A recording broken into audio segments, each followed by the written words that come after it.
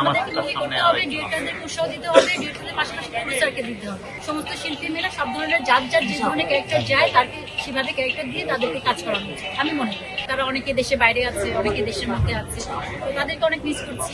আর শিল্পী তো আমরা একই জায়গায় মানে একই ঘরের মধ্যেই থাকি, তো সেক্ষেত্রে কেউ দূরে চলে গেলে তাদেরকে মিস করতে হয়। তো আমি সেটা করছি।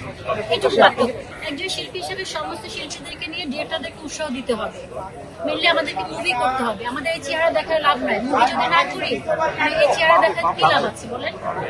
কোনো লাভ নেই। তো আমাদেরকে মুভি করতে হবে, ডিরেক্টরদেরকে উৎসাহ দিতে হবে, ডিরেক্টরদের পাশাপাশি প্রডিউসারকে দিতে হবে। তারপর শিল্পীরা সুন্দর মতো করে পরিবেশন করতে হবে যে আমরা সমস্ত শিল্পী মিলে সব ধরনের যার যার যে ধরনের ক্যারেক্টার যায় তাকে সেভাবে ক্যারেক্টার দিয়ে তাদেরকে কাজ করানো উচিত আমি মনে করি। ম্যাডাম পুরুষরা সবসময় একরকম থাকে না। পৃথিবীতে কোথাও নিয়ম নাই, একটা টাইম স্থির কোনো জায়গায় থাকে না। পৃথিবীতে এখন অনেক পরিবর্তনশীল, তো আমাদের নিশ্চিত পরিবর্তন হবে, এটা স্বাভাবিক, অস্বাভাবিক কিছু না। সেক্ষেত্রে আমি মনে করি যে যেটা আছে অবভিয়াসলি ভালো, খারাপ কি আছে বলেন? দেখছি কত দুনিয়াতে কত গাজাবাসীরা দেখেন যুদ্ধের মধ্যে আছে, আমরা সেই অবস্থা থেকে তো ভালো আছি আলহামদুলিল্লাহ। তো সেই ক্ষেত্রে বলবো আমরা অনেক ভালো আছি।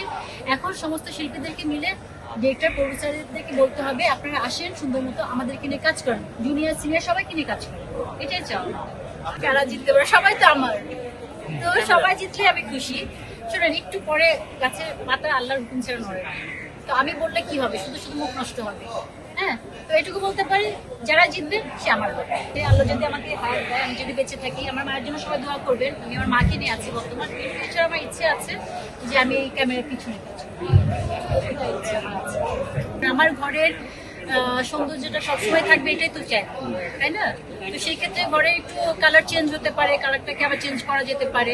তো সেই ক্ষেত্রে একটু ড্যামেজ হয়ে গেছে, ঠিক হয়ে যাবে, কালার করে ঠিক হয়ে যাবে। আমার অবসর বলেন আর কাজ বলেন যাই বলেন, আমার এখন জান্নাত আমার মা।